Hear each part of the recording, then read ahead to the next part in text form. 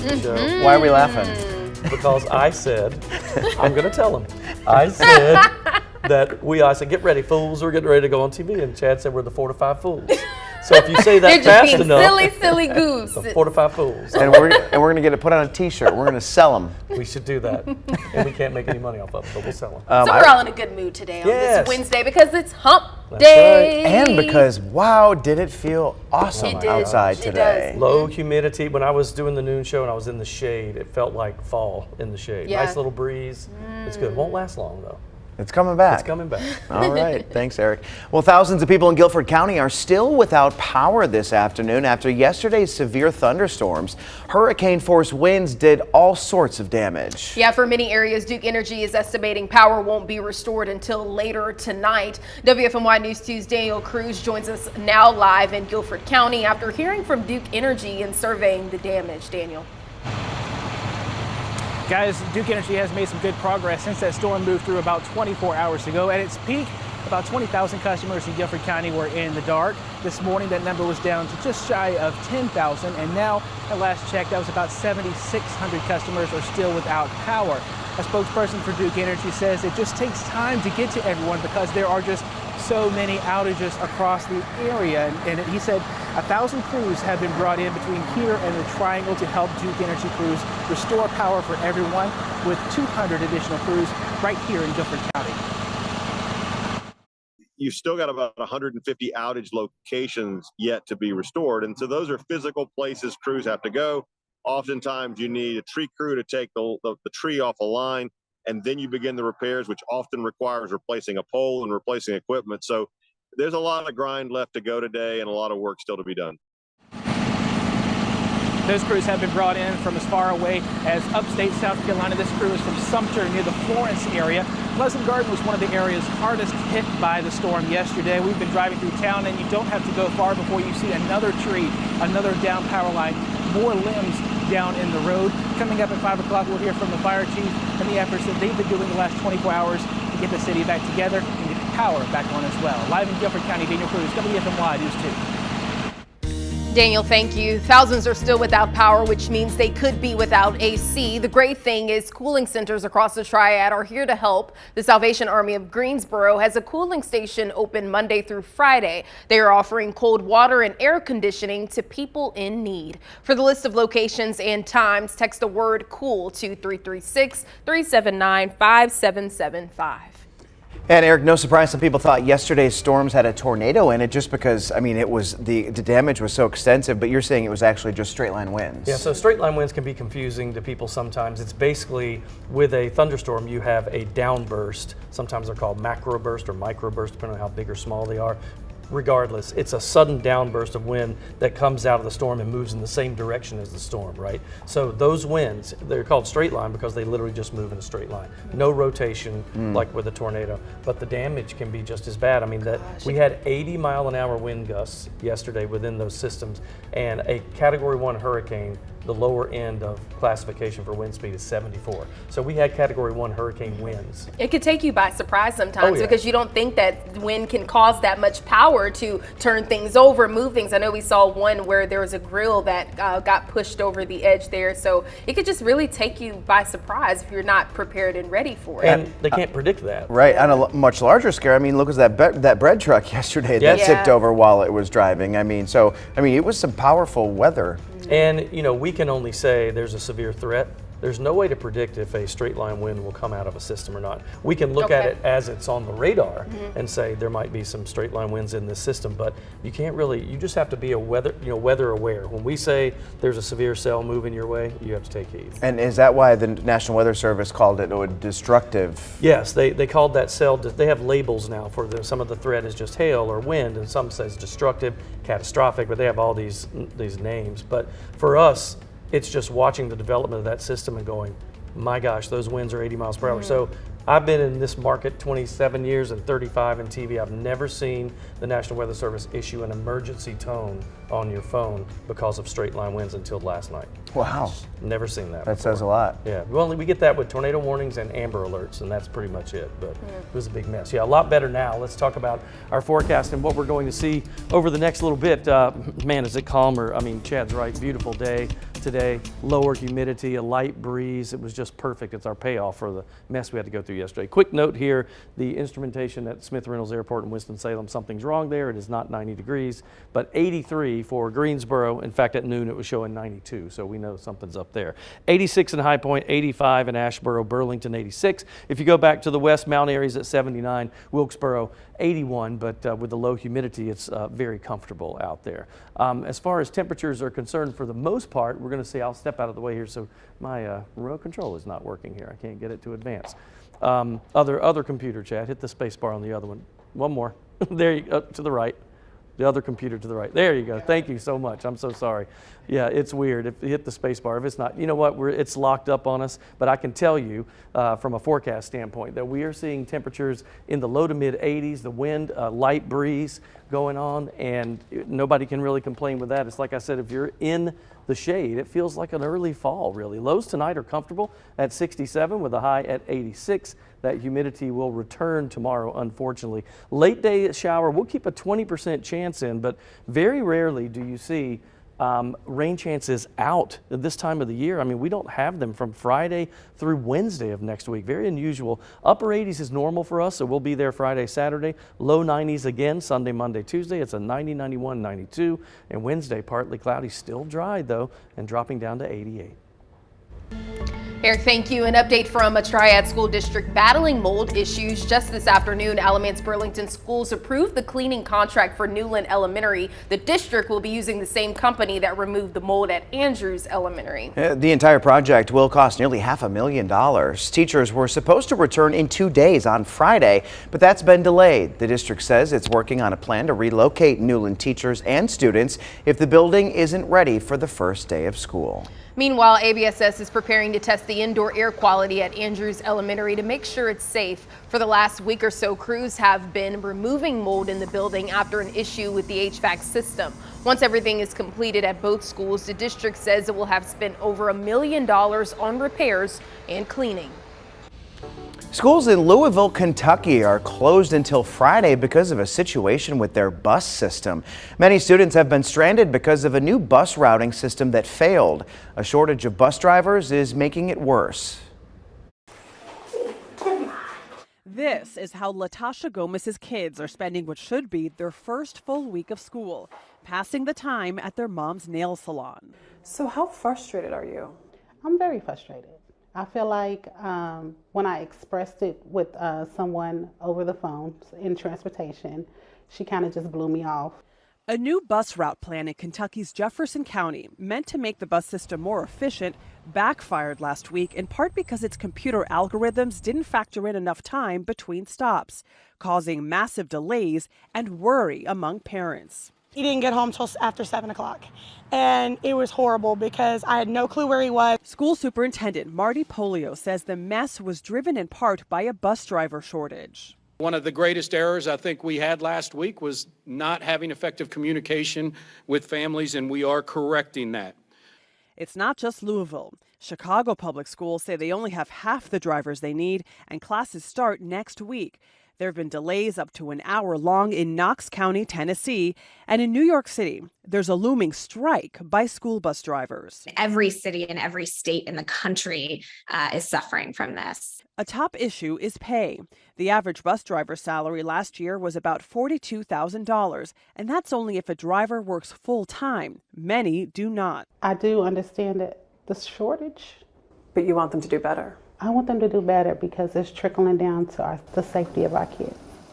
Transportation experts say the driver deficit has been a problem for years, but the pandemic made it even worse, with drivers retiring early or leaving the industry altogether. It's an issue here in the Triad, too. Both Winston-Salem, Forsyth, and Guilford County schools are offering bonuses to try to attract more applicants. We'll be right back.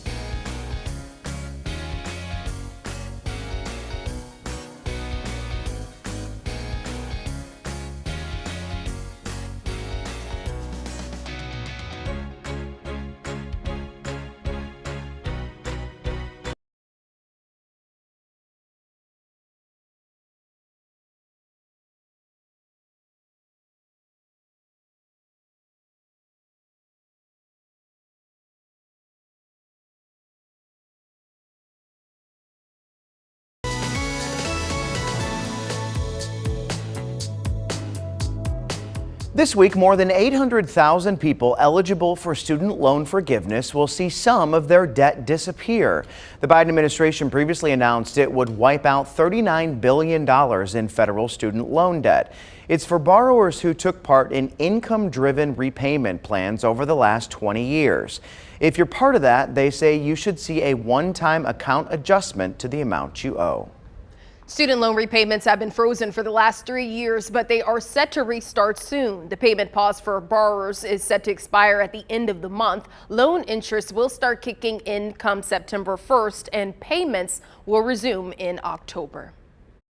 Ask just about anybody, and student loans are something they aren't a fan of. It's like, even if I wanted to pay back, it's confusing. Meet Kyle Morgan. He just graduated from U of A. I talked to him and some others in the River Market asking, tell me about your student loans. Like 10,000 or so. It's down to around 19,000. That's around $65,000. Different levels of debt, different amounts repaid. For Morgan, he's just about to start paying, something he's worried about, to say the least. So I haven't had to pay anything yet. I don't have experience in it yet, and it's all just kind of going to like come to a head. But all three are looking forward to the fall when those bills are set to start back up. I don't know what we're going to do in the next few months or whatever, but we plan on still trying to just pay chunks of it at a time. That was a common theme with everyone I talked to today. What do I need to know? So I went to the experts to find out. I really hope they've been preparing. I hope they didn't start preparing just now. I really hope they've been preparing for the last 3.5 years. Meet Jonathan Coleman, Director of Financial Aid at UALR. He works with students mainly, but the same advice he gives them applies to those years out of school. A standard loan repayment is 10 to 30 years. There could be people that borrowed, when I was 5 years old, that are still paying it back. The biggest thing Coleman recommends is a simple phone call to your loan provider. They may be able to consolidate your loans or even lower your payment amount. Also important, start budgeting now. They have another 6 weeks, 2 months to put a little bit of money back to prepare for that first payment in October. It's information people like Morgan need to know, and some that could hopefully help you get ready as well. I just feel like I'm left in the dark on a lot of stuff, but they just say pay them back, and I guess I don't got much choice. So in case you missed it, yesterday was National Back to School Prep Day as families all around the country gear up for the new school year. According to a Pew Research study, top concerns for parents include their child struggling with anxiety or depression and being bullied. Plus, 44% of parents surveyed say they're trying to raise their children, quote, differently from how they grew up themselves. This transitional time from summer break to the first day of school is the perfect time for parents to reset for the year ahead. If you're heading to college or starting to think about where you'd like to apply, that can be overwhelming as well. So I asked you on Facebook, what would be your best advice for a kid that is going to college? These answers are awesome. Maureen says, you're at college to learn, not to party.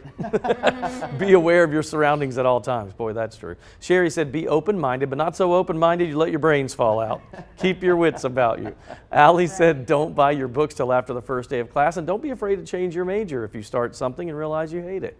Tina said, call your parents every day. Stay safe, enjoy, study, finish college, and be proud of yourself and your parents that helped you get there. And Frances said, actively take note of what you like and don't like in certain classes. Investigate skills you can build even if you have no idea what you want to do for a career or that first job. I think a lot of people end up going, because I changed majors 4 times before I ended up in journalism. Really? Yeah. Believe it or not, I was a chemistry major for 1.5 years. You would have hated your life. And then I got to just knowing you. Yeah. Well, it was good freshman year. I got through it barely. But then organic chemistry hit me and told me, and it was my roommate who said, Chilton, this is not you. Yeah. You were always in all the plays and you're the ham and the MC and all that stuff for all the shows. And I was like, okay, totally changed. My advice would be to get involved, get involved, get involved. I went to school outside of my home state, and I remember my freshman year, I was so just homesick. I was a little depressed a little bit. And then once I started to interview for different organizations, and then there were some organizations I didn't even have to interview for, I was able to jump right in, and it forced me to, one, be able to enjoy campus, stay on campus, not have to come home every weekend. And I met so many great people and ended up really striving and enhancing my college experience. So I always tell people, and my cousins and little folks that I know, is to go to Get involved. Get in your involved. school. Mhm. You loved it like I did, probably. Yeah, absolutely. It was like I mean, I'm a social person, so Yes. it was a social thing for me. But so kind of along those lines, my advice would be to don't miss the college experience. So many kids I went to school with, you know, they wanted to get straight A's and they wanted to, you know, excel, and so they just kept their nose in a book the entire time of college and missed out on all of the things that college is outside of just studying all the time. It's social development. I don't mean just It is. partying. I mean Yeah. social Right. development is part of the experience. I think. grew so much, and I owe it to that for just like you said, Yeah. being You in able to, school. it helped me grow. So true. All right, we'll take a break. We'll have your forecast coming up.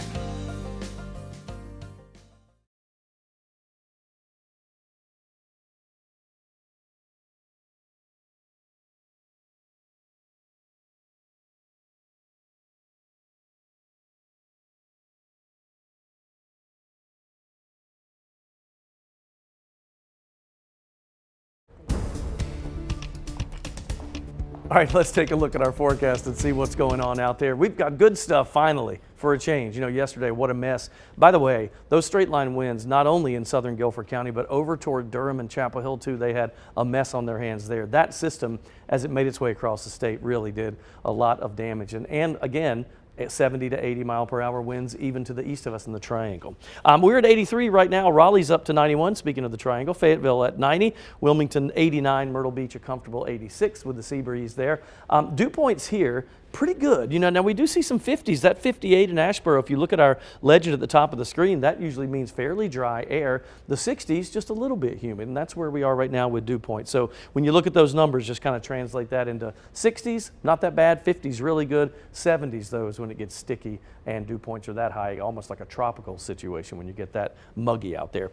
We'll drop down through the low 80s, hit the upper 70s by about 9 p.m. We think we'll bottom out in the upper 60s tonight. It'll actually be a great start to the day tomorrow. Humidity does return tomorrow, so it's kind of a one-day break for us on this. Going out to the wide shot here, there's the front at the coast, and you can see some of those showers building here. It's interesting when you look at our surface chart. This stationary front's kind of lingering there, but look what happens tomorrow, how it pushes back inland closer to the Triad, and that's why we'll throw in about a 20% chance of a shower for tomorrow. That's the only day in the 7-day, and I can't tell you how rare that is in August to not have at least a slight rain chance every day. Upper 80s Friday, Saturday, low 90s Sunday, Monday, Tuesday, and 88 by Wednesday of next week.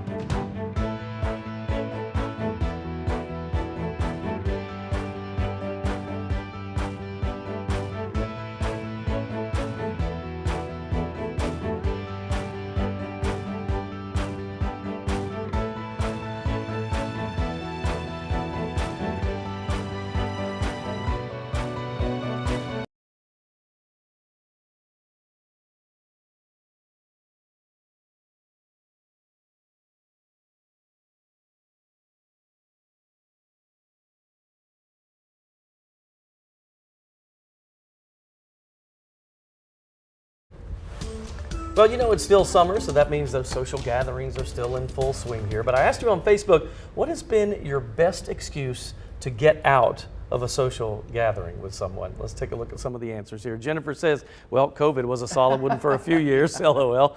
Janice Sumner said, just ignore the invite. No explanation, no excuses. If I'm not going, that means I don't usually care to. Duncan and Terry Bryan says, oh, the dog is throwing up again. I don't know about that one. Melita said, just a prior commitment. Simple as that. Bobby Bennett says, too hot. It's too hot to get outside and do anything. I feel like the main one would be, I don't feel well, I don't feel I'm well. sick, something of that nature to obviously Well, say. and it's probably better to do it a day or so or two ahead of time and just say, hey, listen, you know, that something's come up. The day of sometimes gets a little fishy if someone just goes, I suddenly don't feel well. See, for me, it's hard to come up with an excuse because people know that I do not miss a social event.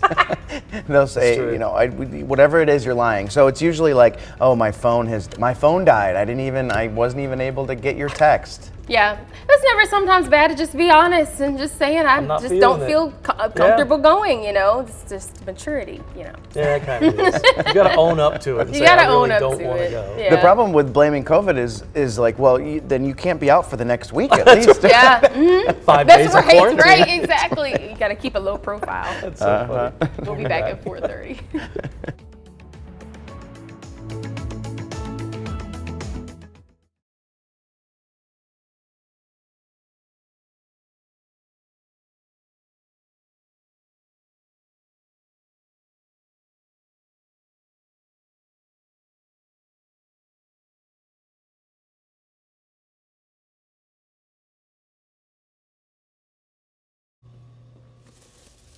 Bald eagle. Bald eagle. It's baby eaglet. We're back again. Let's do it. It's football time, and I'm.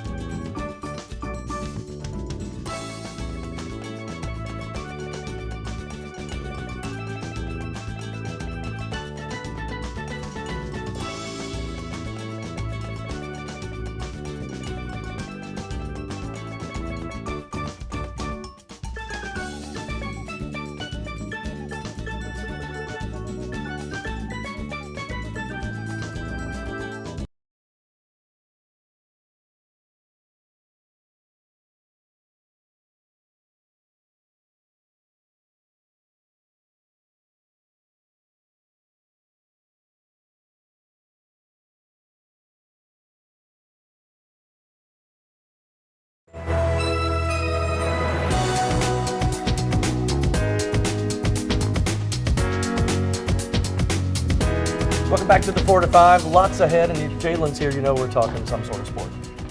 But can you guess which one? Hockey. No. Try again. Basketball. It starts with an F. There we go. Yeah, good to have you here. I'm Chad. I'm It's Eric. Yeah, it's been a great Wednesday, and Sydney. Jalen. Yeah, you got your name. I know. That's why. She's like, you're supposed to say my name. See? It's the 4 to 5 Fools. We're back. Yes, we are. And after a long off season, Friday Football Fever returns in just 2 days. You can vote for our game of the week right now, but time is running out. Jalen, there are some good matchups to pick from this week. Yeah, Chad. It's that time once again as Friday nights under the lights are back. But before we can get to Friday night, we still need your help at home because we've got just under 30 minutes remaining on the first Friday football game of the week poll. And we've got 4 great ones lined up for you. Up first, we've got a great matchup between 2 of the most talented teams in the state as last year's 4A runner-up, the Grimsley Whirlies. They visit Mount Tabor, who's looking to solidify themselves as a true threat in the 3rd season at 4A. Then out in Reedsville, 3A Western Alamance, they make the trip out to the newly renovated Jimmy Teague Field as the Rams look to begin their quest for a 23rd state title. I know it's unbelievable, right? Game number 3 features another 3A school visiting yet another 2A as Eastern Alamance is headed out to Ramseur to take on Eastern Randolph. And last but certainly not least, the Bulldogs from Burlington Williams. They make their way out to Greensboro to face off with Northwest Guilford. And don't forget, like Chad said, time is running out on who you want to see for our game of the week. Grimsley versus Mount Tabor is currently in the lead with a little over, 50% of the vote. But Western Alamance versus Reedsville, they've made a late charge here within the last few hours, climbing up to 45% of the vote. Very exciting. I'm excited. They passed around the shirts yesterday, the Friday Football Fever shirts. It's like we're ready to go. What, did I hear you say there's a 3A playing a 2A? Yes, 2 of them. Does that happen a lot? At the beginning of the year, sometimes, we just have some non-conference games. If you want to test yourselves, especially like a powerhouse like Reedsville, they're always looking to play up classifications just to see where they're at for the start of the year. Does it still count to their Yeah, season? it still counts for the season. Okay. It doesn't go to your conference schedule, but it still counts to your record. What would you say is the number one thing you're looking forward to the most when it comes to Friday Football Fever? Your number one. My favorite thing about Friday nights is just seeing the parents out there, just how engaged they are, how happy they are, how on the edge of their seats they are. Just they live and die by every play. They're actually way more stressed out than the kids can ever be. On the edge of their seats. So I love aren't to they? see the parents. They're so fired up. It reminds me of how my mom used to be on Friday nights out there with her bell cow and The jerseys and the I know. I always liked, so when I was in school the first couple of weeks, because you weren't in school yet, you'd still go to football games. You wouldn't have to deal with homework or tests or any of that stuff. It was like summer break, but with some football in it. Yeah. I remember when TJ Logan played at Northern, his dad had a t-shirt that said, "I'm TJ's dad." It was like labeling. As you should. Yeah, that's right. That's great. Who went on to play pretty big stuff there. So. That's fun. Right. Well, sticking with high school football, challenges at one Michigan school isn't stopping coaches and players from preparing for the season. This year, coaches at North Dickinson County School made the difficult decision to cut the school's football program back to only JV. They say it was due to safety and the number of younger players on the team. The coach says this season will be an important life lesson for the team. Learning, sportsmanship, hard work, being accountable. Sports are huge for that, for these kids. A lot of these kids have played from last year on the JV team, so they kind of know a lot what's going on, especially with the playbook and my style of practicing. And then the freshmen, they're really catching on quick. So it's really easy to coach these kids because they have a really good understanding of the game already. The coach says he's hopeful that by next year, the varsity program will be back on track with the JV team gaining another year of experience. I could see both sides of this. You feel bad for the few upperclassmen they have because they don't want to go back and be on a JV team. No. But then again, you think about the freshmen and some of them who are probably very small and inexperienced going up against seniors from another school. It could be dangerous for them. I know it's still football, but you can't put them in a position where they're up against experienced athletes. You're absolutely right, Chad. Most JV teams are made up of freshmen and sophomores. They're 13 to 15 max. Right. Varsity, you have a mix of maybe a couple freshmen, couple sophomores, and mostly everybody 17, 18, and if you got a late birthday, maybe 19. So it's just unfair to have such a young squad lining up against those guys. You never know. And it's a very small school. I did a little research. I think they got less than 300 people enrolled in the school. So, okay. I can definitely see how this happens. Think about a 13-year-old versus an 18-year-old. That's only 5 years as an adult. Sounds like nothing, but the development and the size and the change, that's big. And if you're not 6'4", 200-pound 13-year-old, you don't have any business out there on that. You don't find many of them. Exactly. That's right.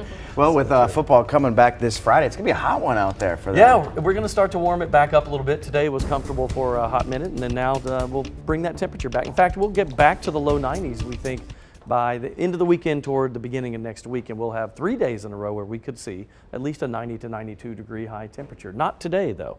Beautiful today.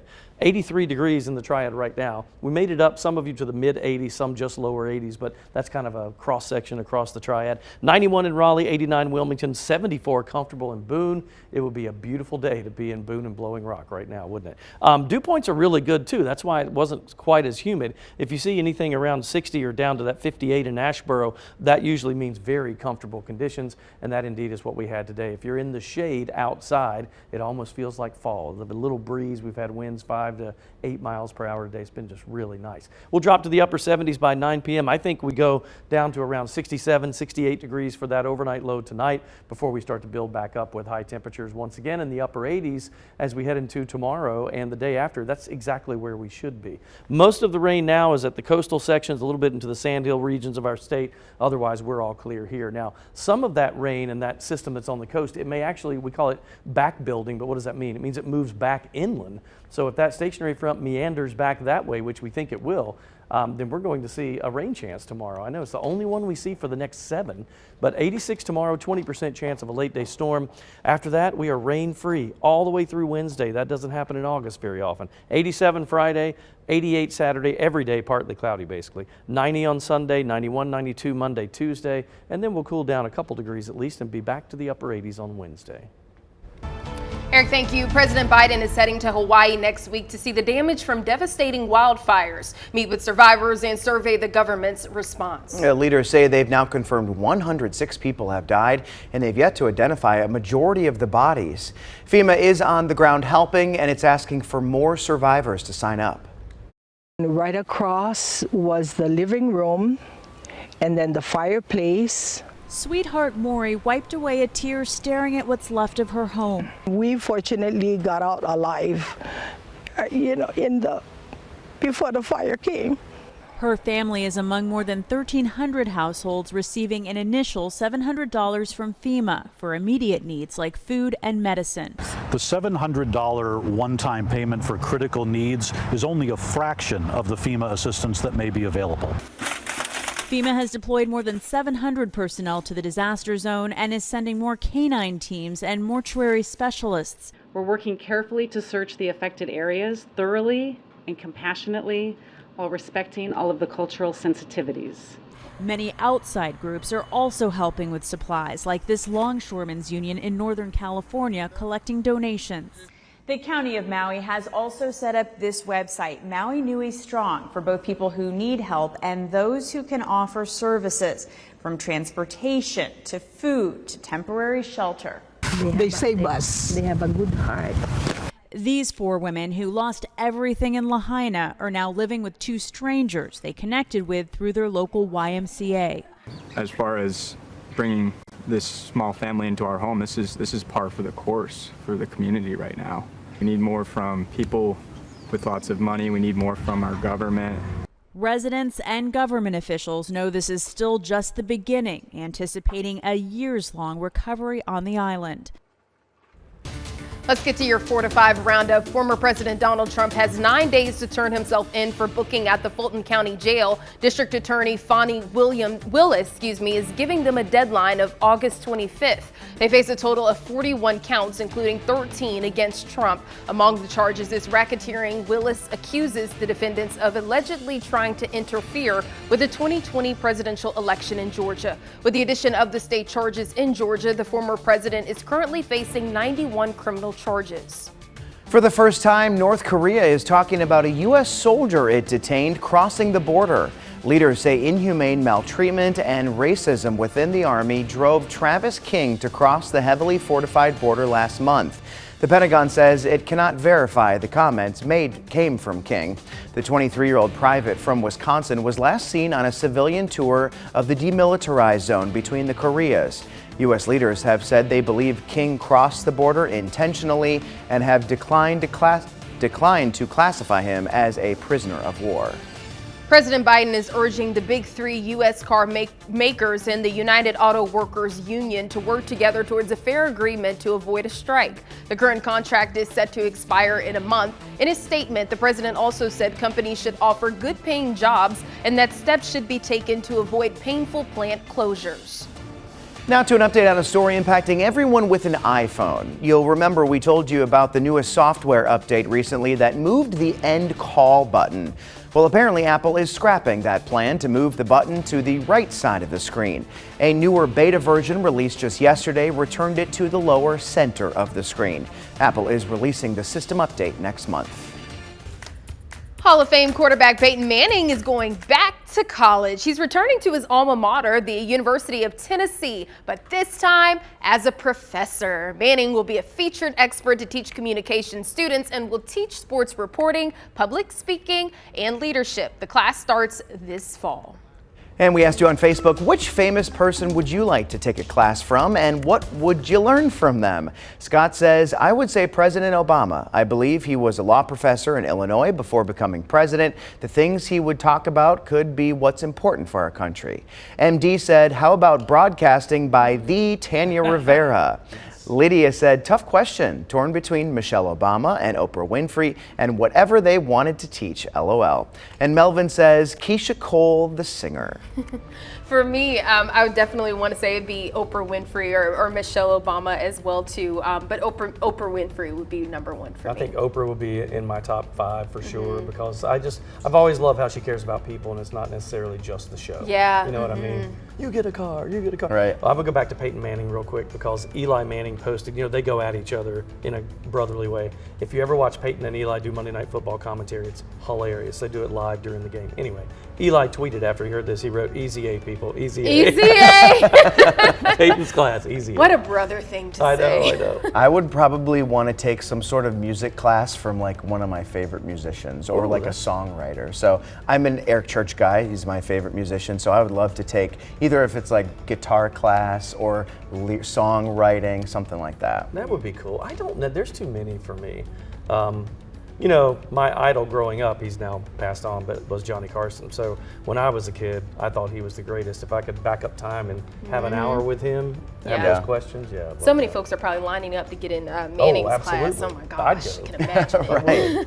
All right, before we go to break, a Panthers programming note that we have to pass along. Since we're the official home of the Carolina Panthers, we're airing the Panthers preseason game on Friday.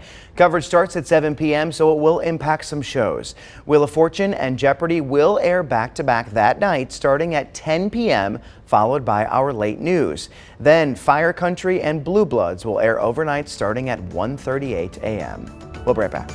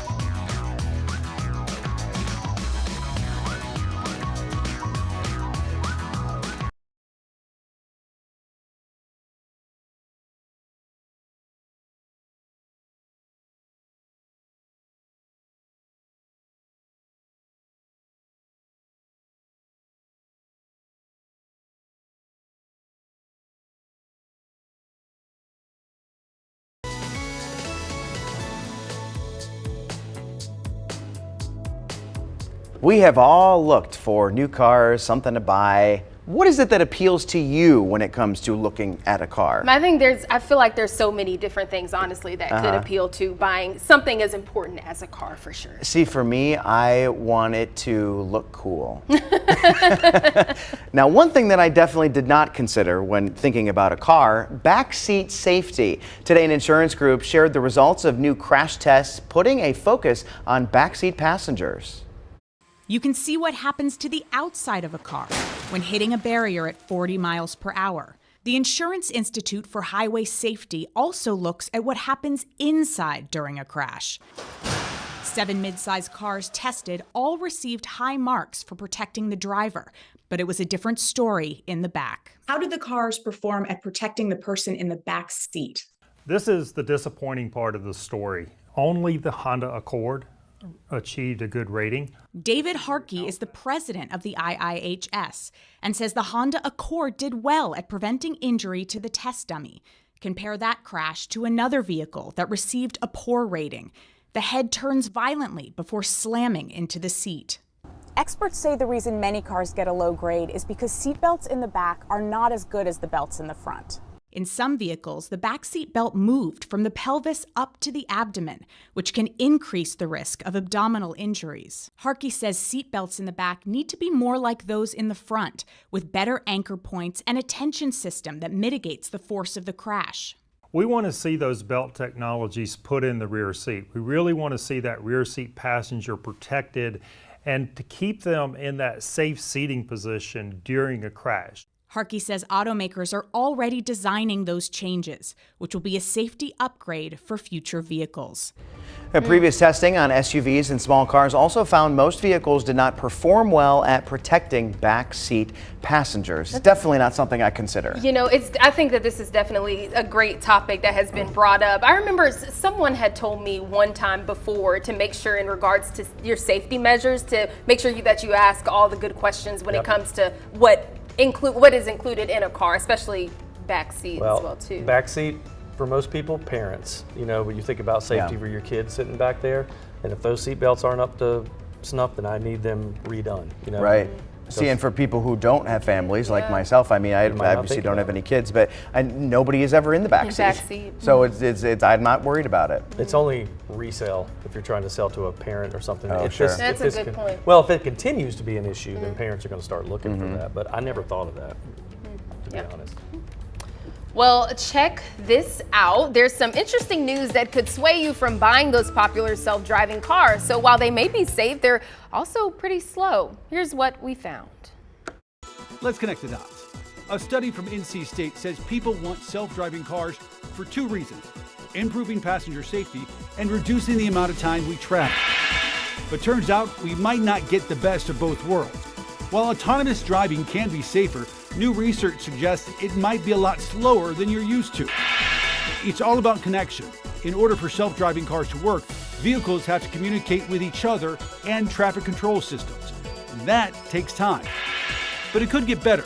Researchers at NC State say as more cars get connected, the quicker they'll be able to move and anticipate movements of other cars.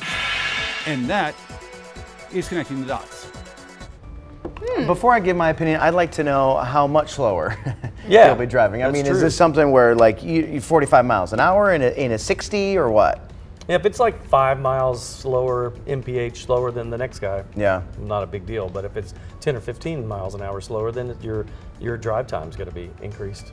I don't know if I want to be in a fast self-driving car or anything to begin with, nonetheless. So I would think, you know, maybe that my personal opinion that it'd probably be a good thing that it's able to slow just a little bit down. Especially in the beginning when we're still kind of learning the whole technology thing. One thing that they'll do, I've heard, is when cars will start to talk to each other, it can see how fast and the trajectory of the other car, so it can offer a movement quicker and more accurate than we would be able to. Interesting. So it can make the right decisions, but I'm not getting in one of those things for a while. You could do a all right for me. a Facebook thing in the coming days asking people, how will you spend your time in a driverless car if you don't have to be driving? I would be like self-aware. I mean, I'm too. like, you good over there, whoever I'm talking to. I'd have my hands ready to go on the steering wheel. Ready to go. And I'm just going to be on Facebook, scrolling along. I won't be in that for a while. We'll take a break. We'll be right back.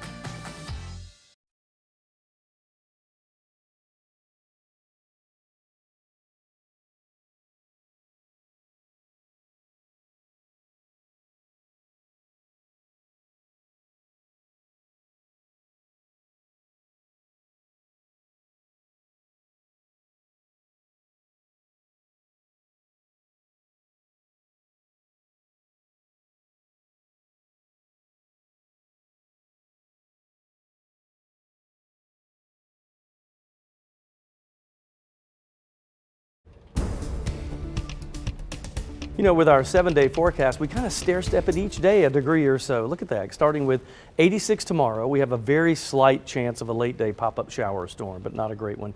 Then we're dry for the rest of the 7 days, so we'll just talk about sky conditions and temperatures. Partly cloudy, Friday 87, Saturday 88, Sunday back to the low 90s, Monday and Tuesday the warmest 2 days at 91 and 92.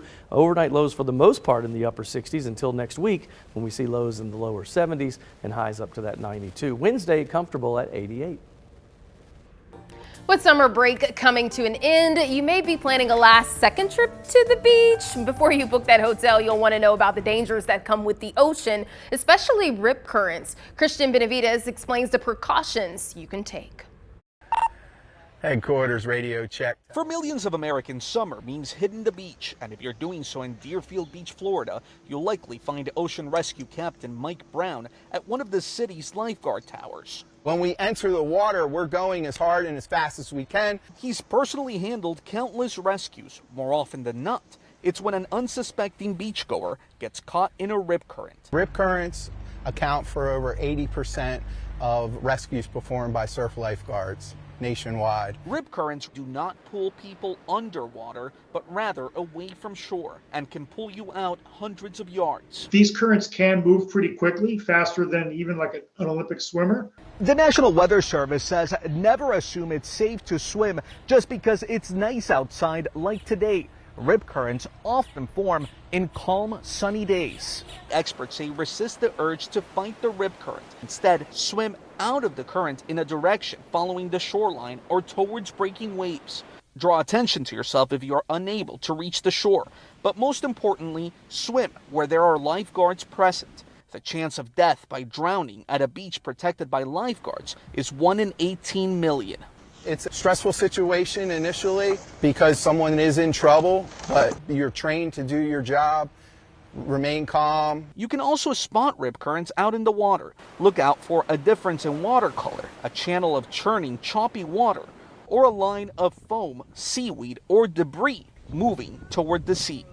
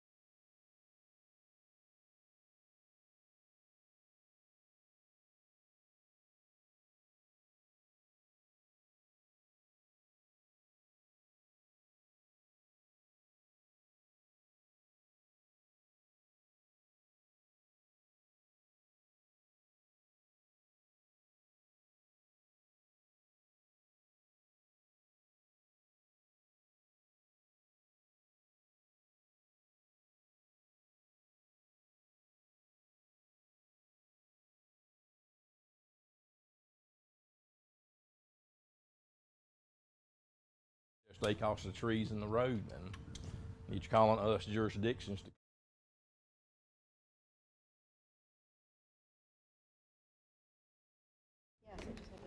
Hello, mic check. I'm going to be at the touch screen, and it is going to be grand. I love the touch screen.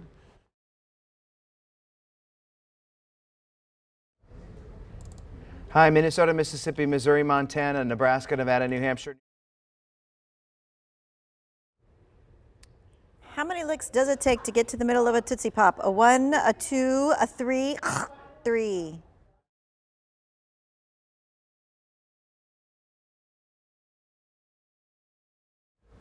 Mic check, 1, 2, 3, 3, 2, 1, 1, 2, 3, 3, 2, 1. Mic check, mic check.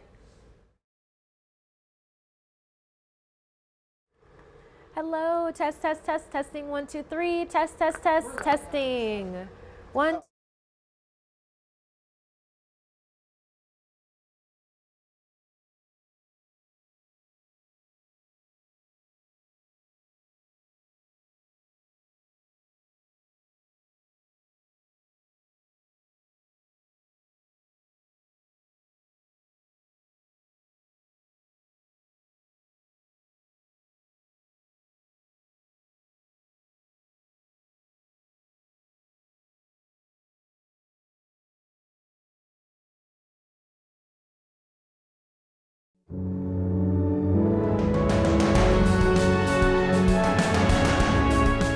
Friday football fever is almost back. We are just 2 days away from all the high school football highlights and scores. The first one starts this Friday on WFMY News 2 at 11 p.m. I love sports, but my all-time favorite is football. Seeing the coaches and players get hyped up and cheering on your team with fans in the stands is priceless for me.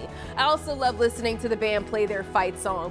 I'm sure there's a ton of high school teams you are excited to see, whether it's a school you graduated from, your child plays on a team, or you have a student that goes to the school. Whatever the case is, I'm here to tell you to have fun, but be safe. Now, we recently covered a group of teens charged for bringing guns to a high school football jamboree. Thankfully, no one was injured, but it was a scary situation that shouldn't happen at a fun community event. This serves as an important reminder to always be aware of your surroundings, and if you see something, say something. With your help, school resource officers can prevent something before it can even happen. That's just my 2 cents, and that's your 4 to 5. WFMY News 2 at 5 starts right now.